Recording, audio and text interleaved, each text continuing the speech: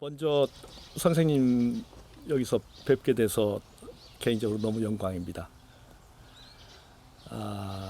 그리고 박경리 문학상 수상을 진심으로 축하드립니다. 지금까지 많은 상을 받으셨지만 한국에서부터 문학상 수상 소식을 듣고 어떤 기분이 들으셨는지 소감부터 말씀해 주시면 좋겠습니다. My very first thought was that literary prizes are a strange phenomenon. I write books because I cannot help writing them. I write books for the same reason for which I breathe air. And suddenly wonderful people are giving me prizes for inhaling air, as if I could not inhale, as if I could stop inhaling. I'll tell you a secret. Even if instead of the Pak Yong-ni prize, there would have been a Pak Yong-ni penalty, which I have to pay for writing my books, I will pay the penalty and write the book. But it was a wonderful occasion to come to Korea for the first time in my life and to meet with my wonderful Korean writers and to see again my great Korean translator. So I was very happy when I first heard about this prize. 박경리 선생님이 살아계실 때 인터뷰를 굉장히 싫어하셨답니다. 한 기자가 인터뷰는 왜 그렇게 싫어하십니까? 라고 묻자 선생님이 말씀하시기를 작가가 작품을 쓰고 나면 그만이지 기자들 불러서 왜 떠들어? 기자한테 얘기할 게 남아있다는 건 작품에 제대로 못 썼다는 거 아니야? 그렇게 질타하셨다는데 선생님도 평소에 인터뷰를 별로 좋아하지 않으시는지 그렇지만 오늘은 좀 예외로 생각해 주시고 편안하게 답변해 주시면 감사하겠습니다. No, in fact I don't agree. With all due respect to the great Pak Yong-ni, I'm a different person. I like to listen to people and I like to talk to people. In fact, this is how I make a living, by listening to people and by talking to people. Mm-hmm. So an interview for me is some kind of a conversation. Mm-hmm. The questions are more interesting than my answers. I always know my answers, but I am sometimes surprised by the questions. So to have an interview is a little bit like to dance with a stranger.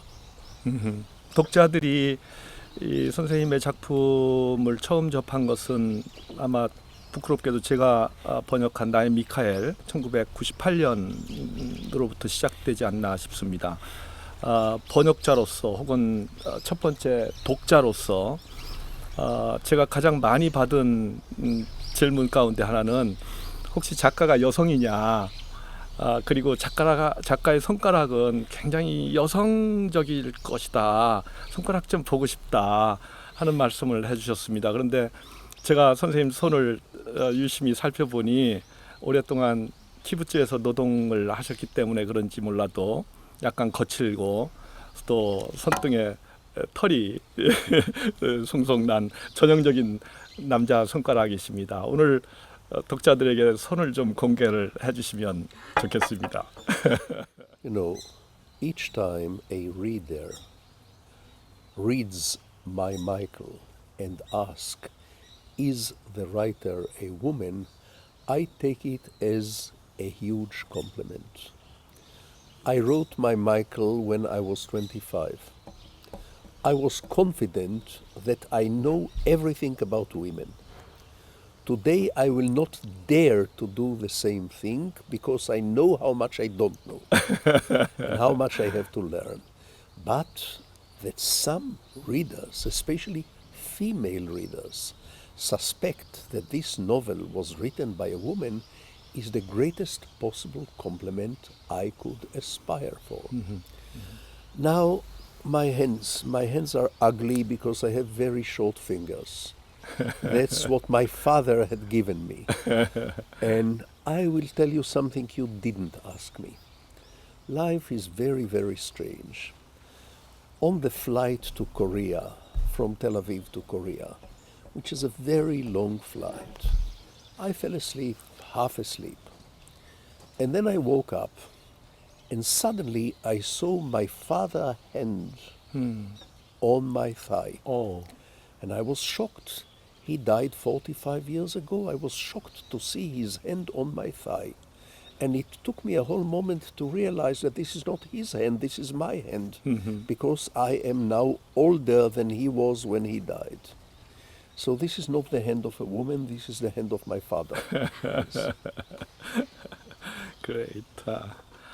선생님은 15살 때 가출하셔서 키부츠에서 30년을 살았습니다. 우리말의 가출과 출가는 좀 다른 말이긴 하지만 출가하시게 된 직접적인 동기가 무엇인지 또 당시에나 지금이나 이스라엘에서 키부츠에서 산다는 것은 무엇을 의미하는지 한국 독자들을 위해서 좀 설명을 해주시면 좋겠습니다. 선생님의 작품의 친구 사이에서도 키부츠에서 일어난 여러 에피소드가 등장하지만 흥미로운 말씀이 아닐까 싶습니다. 또 지금은 30년간 사막의 도시 아라드에서 사셨는데 왜 예루살렘이나 텔아비브가 아닌지 아라드인지 그 말씀도 좀 부탁드리겠습니다. My mother died. She killed herself when I was 12, and I was an only son. I was very angry with her for leaving us. Very angry. I felt as if she ran away with a lover and left my father and me behind. Then I was angry with my father for losing her. I thought there must be something terrible about him which I do not know. But mostly I was angry with myself because I knew every mother loves her children. Even a cat loves the kittens. If my mother left me like this, it means she didn't love me because I am terrible. So I hated everybody, my mother, my father, and myself. At some point, 2 years after my mother died, I rebelled against the world of my father. I decided not to be anything that he was and to become everything that he was not. So he was a conservative intellectual. I decided to become a socialist tractor driver in a kibbutz. He was a city man. I decided to live in the village. He was a short man. I decided I will become very, very tall. I have not succeeded, but that was the decision. Most of my life I sit in a room full of books, and I write even more books. And this is exactly what my father wanted me to do. Here is the irony of many rebellions.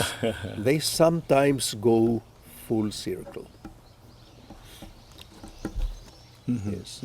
So I rebelled against my father, but I couldn't get rid of his hand. 같은 맥락에서 가족사에서는 주로 시온주의자들 주변에서 성장하셨는데 키부츠는 사회주의자들이 대부분 머무는 곳인데 어떤 이념적인 문제로 집을 떠나서 키부츠로 가게 된 동기는 혹시 있으셨는지 궁금합니다. That the socialism of kibbutz has no connection with communism. It's totally different. In the first place, kibbutz is not controlled by the government. The second difference, main difference, everyone can walk away anytime. The door is open. But the kibbutz operated like an extended family, one big family. Okay. Not always a happy family, not always in harmony, but like a family. if anyone is in trouble, the rest of the family cares for this person in trouble. I liked it, and also as a writer, it was for me a wonderful opportunity to learn very, very much about human nature. Kibbutz is a small village, 450 people, but I knew everything about everybody, all the secrets, all the gossip, who was doing what, with whom, behind the back of whom, all the secrets. There was a price, and the price was that they knew too much about me, but that was only fair. So as a writer, it was the best, kibbutz was the best university I could attend to learn about people, men, women, children, old people, lonely people. Almost everything I know about the human beings comes from my 30 years in the kibbutz. 그렇지만 최근까지 약 30년 넘게 그 사막의 고독한 도시 아라드에서 사셨는데 키부츠와 아라드의 차이는 또 무엇인지 궁금합니다. Well, one correction. My family and I left Arad 2 years ago and moved to Tel Aviv because we wanted to be closer to our children and our grandchildren. But yes, for 30 years I lived in a small desert town called Arad. It's not a kibbutz, it's very different. Private life. At the age of 47, I had to learn how to use money. The first time in my life I wrote a check was at the age of 47 when I left the kibbutz. The first time in my life I learned how to use a credit card was at the age of 47 when I left the kibbutz. I felt like an immigrant from North Korea. I love the desert. I love the solitude. I love the silence. I love the calm. I love the peace of the desert. Every morning for 30 years, I would wake up very, very early before the sun rises, and I will take a walk in the desert for half an hour or 45 minutes. I would listen to the mountains, and I would listen to the wilderness, and I would listen to the wind, and that would teach me what is important in life and what is not important. Then I will go back to my home, drink a cup of coffee. 5 o'clock I would be by my desk working all my life. Well, let's begin with what's not important. If I turned on the radio when I came back from the desert, and on the radio some politician used the words never, forever, for eternity, I immediately knew that the stones outside in the desert are laughing at him. That's one lesson about what is important and what is not important. Wonderful. 선생님의 작품을 읽다 보면 도대체 작가란 누구인가, 또 작가란 무엇인가, 또 작가의 상상력은 도대체 어디서부터 오는 것인가, 그런 질문을 하지 않을 수 없는데 선생님의 그 작가로서의 상상력은 도대체 어디서부터 오는 겁니까? You know, I don't have a set answer for the question what is a writer. But I always felt that the need to tell stories and the need to hear stories is a very elementary human need.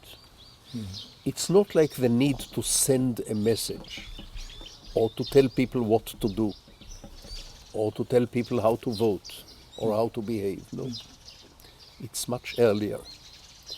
When every one of us was 2-year-old, we already wanted our parents to tell us stories. When we became 3-year-old, we wanted to tell them stories and we wanted them to listen. This is a basic need. It's in every human being. Not everyone becomes a writer, no. I think the difference between animal sexuality and human sexuality, the difference is in the story. Animal sexuality involves no stories. Human sexuality involves fantasies, and fantasies are stories. The source of the imagination is the fact that what we have is not enough for us. This is the source of imagination. And this is also human. Whatever we have, we want to be in different places. We want to make love to different people. We want to try different experiences. We want to know the secrets of other people. Curiosity. 박경리 선생께서 돌아가시기 전에 마지막으로 미완성 작품으로 남긴 작품이 나비야 청산가자인데 이 작품에서 한국 해방 이후 지식인 사회를 다루고 있는데 박경리 선생님은 이데올로기, 그것이 민족주의든 사회주의든 오해는 용납하지 않는 지식인의 흑백 분열적인 요소도 날카롭게 지적하지만 회색 지식인이 지배하는 사회를 더 문제 삼은 그런 바가 있거든요. 오늘날 이스라엘이 처한 상황이나 또 한국이 처한 상황에서 지식인 혹은 작가가 어떤 역할을 해야 한다고 생각하시는지 말씀해 주시면 좋겠습니다. You know, I'm not sure I like the expression the writer's role. I'm not sure I like this, because I think the writer's business is to tell stories. But personally, I feel a certain public responsibility. This is not the responsibility of every writer. I don't put the same responsibility on the shoulders of other writers. I'm speaking for me. I have a certain responsibility for the language because I work with words, I work with language. I work with language in the same way the carpenter works with wood.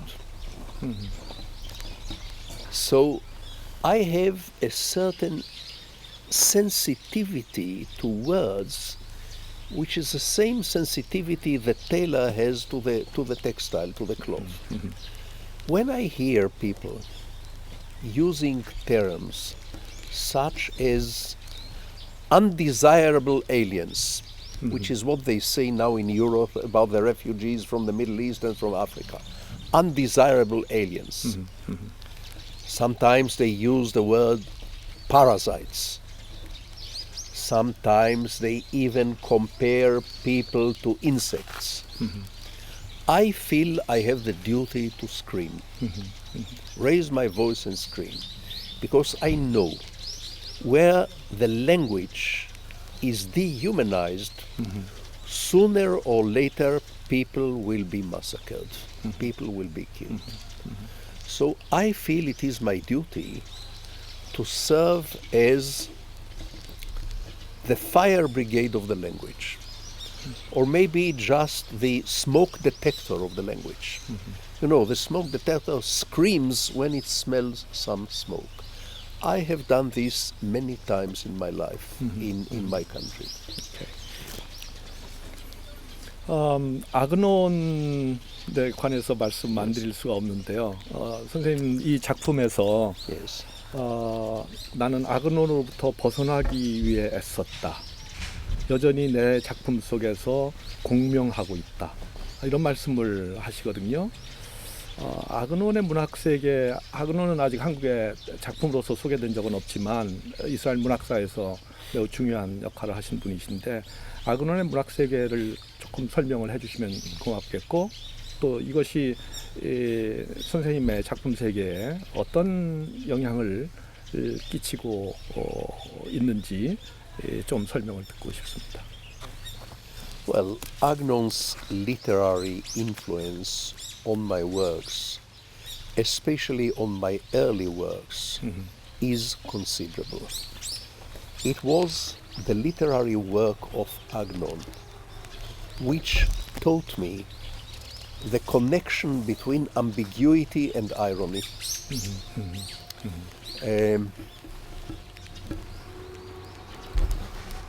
He taught me that when you write a novel, you shouldn't take sides. You should be on everybody's side. If you write about a fight between husband and wife, or a quarrel between parent and child, if you want to write it well, you have to be on the side of both of them, with the same degree of conviction and the same degree of empathy. This I learned from Agnon. 선생님의 작품 대부분이 30개 이상의 언어로 번역되었고 특별히 이 책이 아랍어 번역본이 화제가 된 적이 있습니다. 평소 자신의 작품 번역본에 대한 관심은 어느 정도인지 또 번역에 대해서 평소 어떤 생각을 갖고 계신지 궁금합니다. My work is translated into 44 languages now. Yes. Translation is a wonderful literary art. And I think a translator many times has to recreate the work in the new language. He has to plant a tropical tree in the North Pole. Or sometimes he has to bring a polar bear to the Sahara Desert. This is a very heavy responsibility and sometimes almost impossible. Many years ago, as I told you, I was interviewed by an American newspaper. They passed a kind of referendum, What is the most important human invention? And they asked this question to many intellectuals and writers. And some said fire. And some said the will. And I said translation. And you know why? Because thousands of years ago, every village used a different dialect. And every village fought with the next villages. And one brave man, or maybe it was a brave woman, crossed the distance between the village and the next village. And he or she knew the dialect of the next village and translated, interpreted, and said, let's stop fighting, let's make some compromise. Thanks to the art of translation, today's world is possible. Were it not for the art of translation, every village would still be fighting with the next village. Wonderful, wonderful. 특별히 이 사랑과 어둠의 이야기가 아랍어 번역본이 나온 것이 관심사였고요. 특별히 선생님께서 마루안 바르구티에게 아랍어 번역본을 증정하면서 언론의 주목을 받은 적이 있었습니다. 평소에 참여 작가로서 이런 작가의 행위를 통해서 어떤 메시지를 사람들에게 전달해 주고 싶으셨는지 말씀 듣고 싶습니다. Well, Barghouti is spending a life sentence in an Israeli jail for terrorism. He is not my hero. I don't agree with much of his politics. And I don't like him personally. But he is a Palestinian leader who may one day become the future leader of all the Palestinians. I sent him a copy of A Tale of Love and Darkness in Arabic so that he can read it in jail, because A Tale of Love and Darkness is our story. why my parents came to the country, what they hoped to find in this country. Who am I? Who is my family? I thought it was very, very useful for Barghouti to read this story. And I wrote him a dedication. And in the dedication I didn't write, I love you. And I didn't even write, I respect you. I wrote something like, let us begin a conversation. And I am a great believer in conversations between enemies. I have told you the reasons in the last question when we talked about translation. I think reading literature is the best way to get to know another people, another country, another civilization. That's why I sent Mr. Barghouti my novel. I wanted him to get to know us. 혹시 그분으로부터 책을 받고 혹은 책을 읽고 나서 혹시 편지를 받으신 것이 있는지요? Well, they don't let him write letters from jail, so I didn't get a response. But I hope he read the book, and I hope the day will come when he and I can talk about this book and about other things. I look forward to talking to him, not because I love him, but because he is my enemy. And peace is something that you make with an enemy. I don't need to make peace with friends. There is no need. I don't need to make peace with you or with you. You are my friends. But I need to make peace with my enemies, and the way to make peace with an enemy is to talk. Talk and listen. 그럼에도 불구하고 현실은 매우 벽이 높고 대화가 거의 불가능한 그런 상태로도 발전을 하게 되는데 이런 차가운 현실 앞에서 한계나 절망감은 혹시 느끼지 않으시는지요? Yes, I often find myself frustrated and angry because we have not yet achieved peace between Israel and Palestine. But when I'm angry and frustrated, I remind myself that 70 years are a very long time in the private life of an individual. In history, they are not a very long time. We have seen conflicts in Europe, also here in the East, conflicts which lasted for hundreds of years and then they were resolved. No conflict lasts forever. And the conflict between Jews and Arabs, between Israelis and Palestinians, this conflict will die down one day, not because we are going to find a magic formula and then hug one another in tears like long lost brothers. Oh, I love you, forgive me for everything. No. I think we are going to get tired. It's going to be fatigue. And I believe in many conflicts there is no resolution, there is fatigue. And I'm waiting for this fatigue. This kind of fatigue sometimes happen in family conflicts also. And it's a good fatigue because people stop fighting. 선생님의 작품이 영화로도 만들어졌는데요. 나일 미카엘이 단 울만 감독, 또 사랑과 어둠의 이야기가 나탈리 포트만에 의해서 만들어졌는데 안타깝게도 전 아직 못 봤습니다. 매우 보고 싶은데 이스라엘 관객들의 반응이 어땠는지, 또 선생님께서도 아마 보셨다면 영화와 선생님의 작품 사이에 혹시 불만족스러웠던 부분은 없었는지 궁금합니다. I think it is not possible to turn a book into a film. It is possible to create a film based on a novel. This can be done successfully. But the magic secret is the following. The person who makes the film, he or she, they have to be unfaithful in order to be loyal.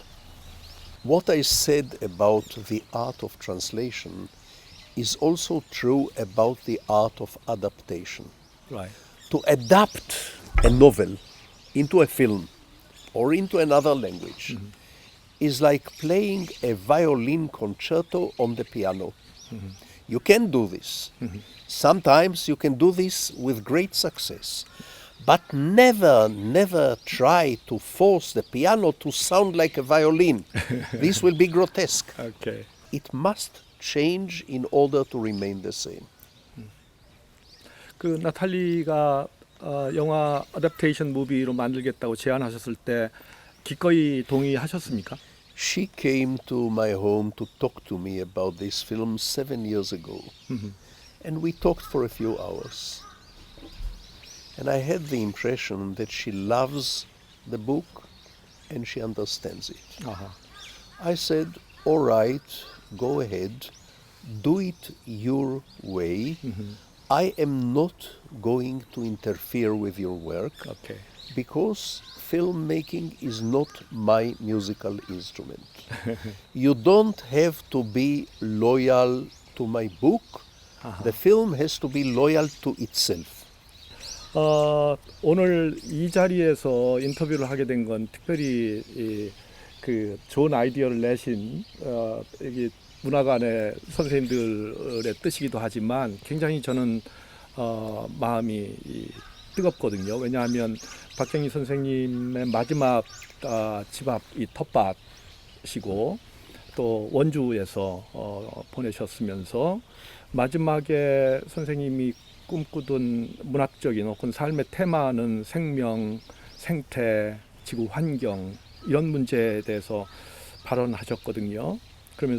그러면서 작가는 국민이라는 자각보다는 인간이라는 자각이 앞서야 하고 여하한 경우에도 세계인의 한 사람이 되어야 한다. 그렇게 말씀하셨습니다.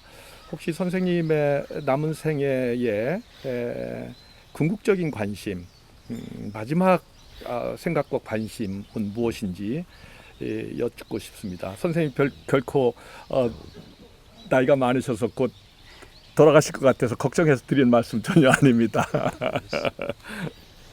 Many years ago, the philosopher Isaiah Berlin asked me in Oxford, he asked me, would you like to live forever? It's an important question. I said, yes, on 3 conditions. One condition, that the ones I love will also live forever. Second condition, that my mind still functions. Okay. And third condition, that my body still gives me joy. Okay. On these conditions, I would love to live forever. If one of these conditions is impossible, then I would like to go away like the sunset, very softly, very slowly, and still giving some light and some warmth to everybody. A little. Not as much as the sun can give at noon, but even at twilight, when the sun is setting, it can still give some light, some warmth, and some beauty. Even a very spatial beauty that the sun can give in the sunset. That's how I would like to go. 평소 한국에 대한 관심이 어느 정도 있는지 알고 싶습니다. 특히 나이 미카엘에서 한국에 관한 소식이 한 구절 나오는데 선생님의 한국에 대한 지식이 어느 정도인지 궁금하고 또 한국 문학이나 한국 작가와의 교부는 어느 정도인지 궁금합니다.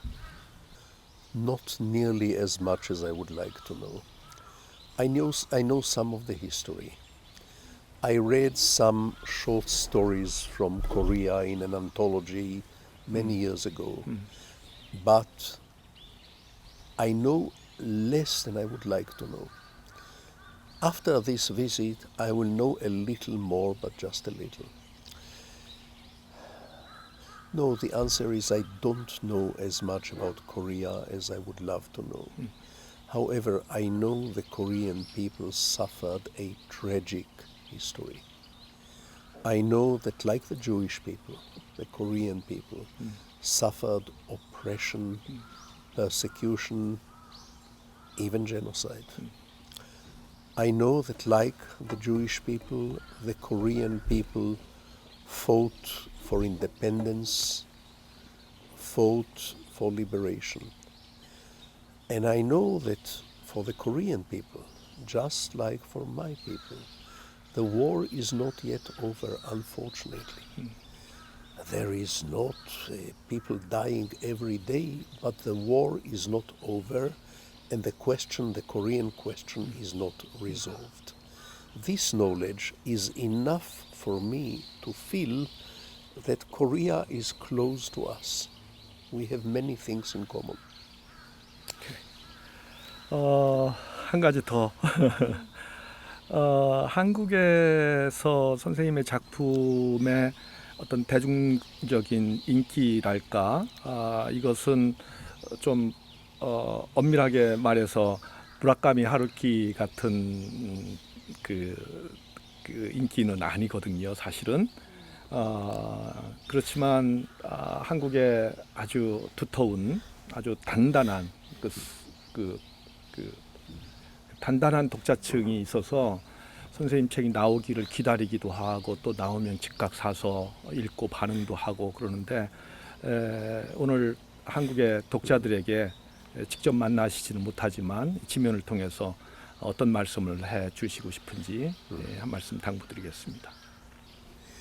I would like to say something very simple. To me, every single reader, Korean or Colombian or Canadian, every single reader is a miracle.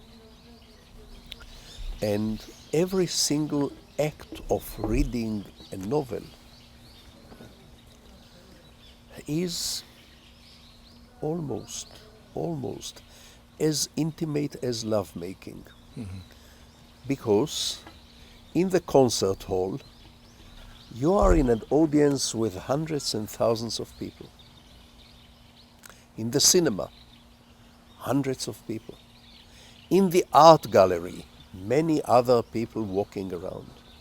But reading a book is an intimate experience, one-on-one. I write the words sunset, and the reader has to bring her or his sunsets into the game.